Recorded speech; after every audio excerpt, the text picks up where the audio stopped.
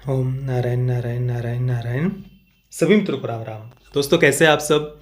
कल 25 मार्च शुक्रवार को शाम को 6 बजे भोपाल में चित्रभारती फिल्मोत्सव की शुरुआत हुई। इसके उद्घाटन समारोह में अक्षय कुमार और विवेक अग्निहोत्री जी इन्हें मुख्य अतिथि के रूप में बुलाया गया था। देखिए, ये चौथा चित्रभारती फिल्मोत्सव है और 25, 26 और 27 मार्च 3 दिन तक ये भोपाल में चलने वाला है।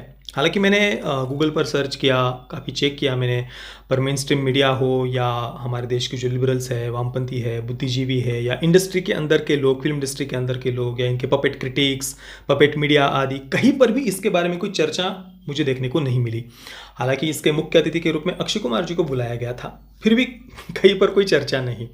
और एक बात मैंने देखी है, एक सिंपल सी बात है। देखिए दोस्तों, जिस विषय के बारे में, जिस चीज़ के बारे में, चाहे वो फिल्म फेस्टिवल हो या कोई कार्यक्रम हो, प्रोग्राम हो, जो भी हो, जिसके बारे में हमारे देश की मेन स्ट्रीम मीडिया या पपेट क्रिटिक्स या लिबरल्स या वामपंथी या बुद्धिजीवी जिसके बारे में चर्चा नहीं करते हैं, जिसे इग्नोर करते हैं, 110% समझ लीजिए कि वो बात हमारे देश के लिए बहुत बहुत अच्छी है, बहुत आवश्यक है और उसे हमें सपोर्ट करना है। इतनी गांठ बांध लीजिए। द कश्मीर फाइल्स को देखिए, रिलीज़ होने से पहले किसी को पता भी नहीं था, मतलब जैसे कि वो चीज़ एग्जिस्ट ही नहीं कर रही थी। पर आप देख ही सकते हैं फिल्म कितनी ज़्यादा महत्वपूर्ण थी और ऐसी फिल्में बनना क्यों आवश्यक है। अब उसी प्रकार से चित्रभारती फिल्मोत्सव को देखिए, एग्जिस्ट ही नहीं करता, कहीं पर कोई चर्चा ही नहीं इसके बारे में। तो बस यही बात काफ़ी है ये समझने के लिए कि ये एक अच्छी चीज़ है। अब इसमें देखिए, पूरा प्रोग्राम तो मैं देख नहीं पाया। इनका एक यूट्यूब पर अलग से चैनल है जिस पर मात्र 683 सब्सक्राइबर्स है अभी तक। भारतीय चित्र साधना ये इस चैनल का नाम है। वहाँ पर इस प्रोग्राम को, कार्यक्रम को अपलोड किया गया है। 1 घंटे और 46 मिनट का ये पूरा वीडियो है उद्घाटन समारोह का। पूरा तो मैं नहीं देख पाया, बस विवेक अग्निहोत्री जी और अक्षय कुमार इन्होंने जो संबोधन दिया वहाँ पर, बस उतना ही मैंने देखा। उसके बारे में थोड़ी सी हम यहाँ पर संक्षेप में चर्चा करने वाले हैं। इसमें से अक्षय कुमार जी ने द कश्मीर फाइल्स के बारे में क्या कहा वो आपने अभी तक तो सोशल मीडिया पर देख ही लिया होगा। काफ़ी वो वीडियो, उतनी छोटी सी एक आध मिनट की वो जो क्लिप थी वो काफ़ी वायरल हो गई। अक्षय कुमार जी ने सपोर्ट किया द कश्मीर फाइल्स को और प्रशंसा की विवेक अग्निहोत्री जी की कि इस सच्चाई को उन्होंने फिल्म के माध्यम से सामने रखा। और एक मजाक में कहा कि भाई इस फिल्म ने हमें, अब उन्होंने क्या कहा अक्षय कुमार जी ने, उसके बारे में बाद में चर्चा करेंगे। पहले विवेक अग्निहोत्री जी के संबोधन के बारे में हम बात करते हैं।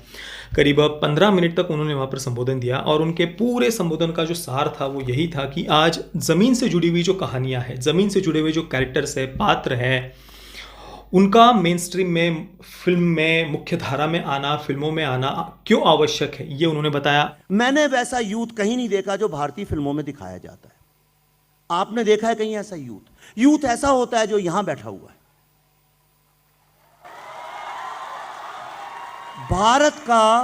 भारत का कौन सा ऐसा यूथ है जो सड़कों पे बास्केटबॉल खेलता रहता है और फ्रीली, वो एक कल्पना है। वो क्या है? जिन लोगों ने भारत की मिट्टी में कदम नहीं रखा है, भारत की जो सोच है उसमें जो नहीं घुसे हैं, जिन्होंने गंगा में डुबकियां नहीं लगाई हैं, वो जानते ही नहीं है कि भारत के यूथ की समस्या है क्या। इसीलिए देखिए, भारत की जो पिछले 20 साल की फिल्म है वो मूलतः मैं ये नहीं कह रहा हूं सारी, मोस्टली एनआरआई ऑडियंस को एड्रेस करती हैं और भारत को नहीं करती हैं। ऐसा तो विश्व में कहीं नहीं होता।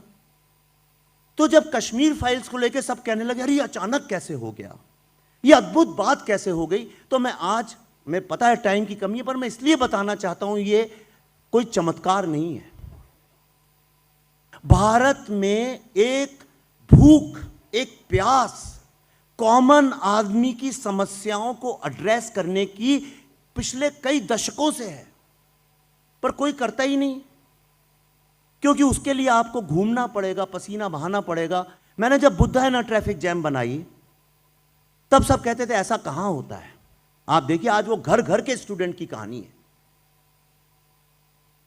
जब हमने ताशकंद फाइल्स बनाई तो सबने कहा इस तरह की वर्बोस फिल्म चल नहीं सकती। किसको लाल बहादुर शास्त्री में इंटरेस्ट है 4 फुट के आदमी में? अरे गुलाब लगाओ, टोपी पहनो, तब तो कोई तुम्हें देखे, खूबसूरत तो लगो कम से कम। तो कश्मीर पे जब मैं फिल्म बना रहा था तो लोगों ने कहा पागल हो गए हो क्या, मरोगे। पर मुझे स्वीकार था, वो मरना स्वीकार था। आज जब मैं यहां पे खड़ा हूं तो इतने फतवे मेरे नाम पे इशू हैं। हमने, ऐसा नहीं है कश्मीर पे फिल्में नहीं बनाई हैं, कश्मीर पे भारत के सबसे ताकतवर, सबसे बड़े, सबसे रईस, सबसे बड़े influential stars, directors, producers, writers ने इतनी बड़ी बड़ी फिल्में बनाई हैं जिसकी आप कल्पना नहीं कर सकते। चाहे वो रोजा हो, चाहे वो फना हो, चाहे वो फिजा हो, चाहे वो मिशन कश्मीर हो, चाहे वो हैदर हो। ये सारी की सारी फिल्में 1990 के ही दशक में बनी हुई हैं, उसी टाइम फ्रेम में बनी हुई हैं, पर इन फिल्मों में कश्मीरी हिंदुओं का जिक्र तक नहीं है, जैसे वो हुआ ही नहीं।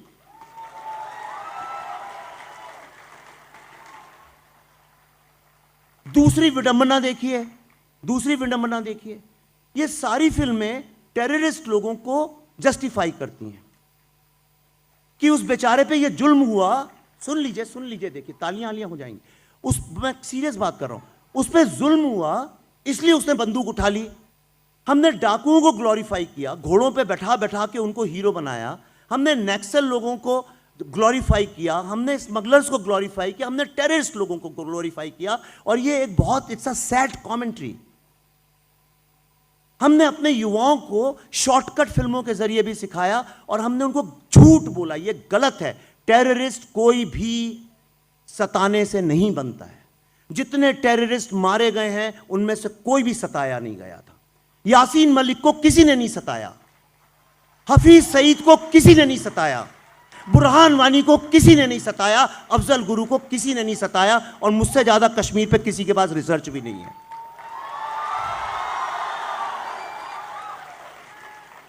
हम वेब सीरीज बनाते हैं, उसमें हम टेररिस्ट को जस्टिफाई करते हैं। अरे भाई, एक जेनोसाइड हुआ साथ, जो पूरी तरह से 100% हिंदू धरती थी, वहां पे आज एक भी हिंदू नहीं है, और उस पर अगर मैं फिल्म बना रहा हूं तो मेरे नाम पे फतवे, मेरे लिए wise security, wise what ever category security, और सब लोग अभी भी मेरा गला घोंटने के लिए तैयार हैं इंडस्ट्री में, इंडस्ट्री के बाहर, इधर उधर पॉलिटिक्स में, सिर्फ इसलिए कि एक झूठ जिस पे 32 साल से धंधा किया गया, आज वो मैंने एक्सपोज करने की हिम्मत दिखाई। अगर आपको भारत को जिंदा रखना है, अगर आपको भारत को विश्व गुरु बनाने का सच्चा सपना देखना है, पॉलिटिकल सपना नहीं, झूठी मूठी बातें नहीं, सत्य सपना देखना है, अगर आप चाहते हैं भारत मानवता के नाम पे पूरे विश्व को लीड करे, तो भारत के कॉमन मैन को, सच्चे कॉमन मैन को, वो झूठे कॉमन मैन को नहीं, उस सच्चे कॉमन मैन को भारत की फिल्मों में, भारत की कहानियों में, भारत के टेलीविजन में, भारत के डिस्कोर्स में वापस लाना अत्यंत आवश्यक है। और ये काम करेगा कौन? ये काम करेगा कौन? ये मामी फिल्म फेस्टिवल में जाने वाले लोग नहीं करेंगे, ये चित्र भारती में आने वाले यंग लड़के लड़कियां करेंगे। और यही एक बदलाव की शुरुआत है। मैं कहता हूँ ये सबसे ज़्यादा आवश्यक है कि कला और साहित्य के क्षेत्र को, उस पर राष्ट्रवादी फिल्म मेकर्स का प्रभाव ज़्यादा रहे। आज तक दशकों से भाई लेफ्टिस्टों का ही तो प्रभाव था ना, और उसने क्या किया है, हमें बस बांटने का, तोड़ने का काम किया है, नक्सलियों के महिमा मंडन का काम किया है, संस्कृति की जड़ें काटने का काम किया है, आतंकियों को जस्टिफाई करने का काम किया है। चाहे वेब सीरीज़ हो, फिल्में हो, या OTT प्लेटफॉर्म्स पर जितना भी कंटेंट है आप उठा कर देख लीजिए, हर जगह पर यही सब कचरा भरा हुआ है। चाहे सेक्सुअल लिबरेशन हो, वन नाइट स्टैंड हो, फक बड़ी, सेक्स बड़ी, और ओपन मैरिज, और पता नहीं, मतलब एक इतना वेस्टर्नाइज माइंडसेट हो गया है इस इंडस्ट्री के फिल्म मेकर्स का कि भाई वेस्टर्न लोग भी इतने शायद वो भी शायद इतने वेस्टर्न नहीं होंगे जितना वेस्टर्न माइंडसेट आजकल हमारे देश के कुछ तथाकथित फिल्म मेकर्स का हो गया है। और उस कारण से ज़मीन से जुड़े हुए जो लोग हैं, वे हम देखते हैं कि फिल्मों के साथ आज वे जुड़ ही नहीं पा रहे। लगातार एक के बाद उनकी फिल्में बॉक्स ऑफिस पर भी फ्लॉप हो रही है, और OTT पर भी अगर आप देखेंगे तो उन पर आप ऑडियंस का रिएक्शन देखिए, IMDb पर उनके रिव्यूज़ पढ़िए, लोग किस प्रकार से सिरे से खारिज कर रहे हैं, पूरी तरीके से रिजेक्ट कर रहे हैं इनके कंटेंट को। और देखिए, मैं जो कहता हूँ ना कि भाई ये जो एलिट फिल्म क्रिटिक्स है, एलिट का मतलब मैं कोई अमीर और गरीब की बात नहीं कर रहा हूँ, बहुत सारे ऐसे काफ़ी संपन्न परिवार भी होते हैं, लोग भी होते हैं जो अपनी ज़मीन से जुड़े हुए होते हैं। यहाँ पर अमीर या गरीब की बात नहीं है, जो एक वोक माइंडसेट जो हम है ना, उसकी मैं यहाँ पर बात कर रहा हूँ। जो ज़मीन से जुड़ी हुई कहानियाँ हैं, ज़मीन से जुड़े हुए जो लोग हैं, उन्हें पूरी तरीके से आज इंडस्ट्री से कट ऑफ कर दिया है, साइड कर दिया है। और उन्हें ज़मीन से जुड़ी कहानियाँ या गाँव तभी याद आते हैं जब उन्हें भारत को स्टेरियोटाइप करना होता है, जब उन्हें भारत को जातिवादी होने का सर्टिफिकेट देना होता है, भारत को रिग्रेसिव या पिछड़ा हुआ दिखाना होता है। तब उन्हें भारत के गाँव या भारत के किसान याद आएंगे और उन्हें बहुत ही गंदे से गंदे तरीके से इस इंडस्ट्री के लोग फिर स्टेरियोटाइप करते हैं। भारत के गांवों का असली चित्रण वो कर ही नहीं पाएंगे। अपने एयर कंडीशन कमरों में बैठकर जो कुछ उन्होंने अपना वोक माइंडसेट या जो कुछ किताबों में, वामपंथी इतिहासकारों की किताबों में जो बातें पड़ी हुई होती है, वही गंदगी वो फिर अपने कलम के माध्यम से, लेखनी के माध्यम से वो उसका वमन करते हैं। वमन ही उल्टी ही कहना पड़ेगा, दूसरा क्या कहेंगे हम। और इसी कारण से जो जमीन से जुड़े हुए युवा है, आज उनका इस कला और साहित्य के क्षेत्र में आना बहुत बहुत आवश्यक है। और यही विवेक सर ने कहा। बहुत बहुत धन्यवाद। इस देश ने 70 साल एक प्रधानमंत्री के आने का इंतजार किया। वैसे जैसे आपको बताया गया है, जून में मेरी एक फिल्म सम्राट पृथ्वीराज चौहान भी आ रही है। वो भी फिल्म एक बहुत ही इम्पोर्टेंट, बहुत ही ऐतिहासिक फिल्म है। मैं चाहूँगा कि आप लोग हो सके तो उसे ज़रूर देखें। और देखिए, हम सबको देश की कहानियाँ कहनी हैं, कुछ जानी पहचानी, कुछ अनसुनी, अनकही। जैसे विवेक जी ने कश्मीर फाइल्स बनाकर हमारे देश के एक बहुत बड़े दर्दनाक सच को सामने रखा है। ये फिल्म एक ऐसी वेव बन के आई जिसने हम सबको झंझोर कर दिया है। वो और बात है कि मेरी पिक्चर को भी डुबा दिया।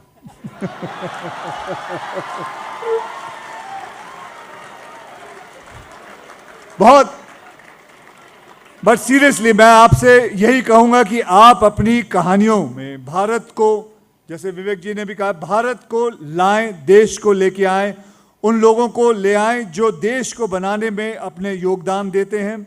अक्षय सर ने द कश्मीर फाइल्स को सपोर्ट किया, उसका स्वागत किया, खुलकर स्वागत किया। पिछले कुछ दिन पहले जो उन्होंने ट्विटर पर जो ट्वीट किया था, वो काफ़ी, पता नहीं, मुझे बिल्कुल भी पसंद नहीं आया था, क्योंकि फिल्म की या फिल्म के विषय की उन्होंने प्रशंसा नहीं की थी। बस अनुपम खेर जी का परफॉर्मेंस मैंने सुना है बहुत अच्छा है, और मुझे खुशी हुई कि ऑडियंस वापस आ रही है, और मैं आशा करता हूँ कि मैं देख पाऊँ।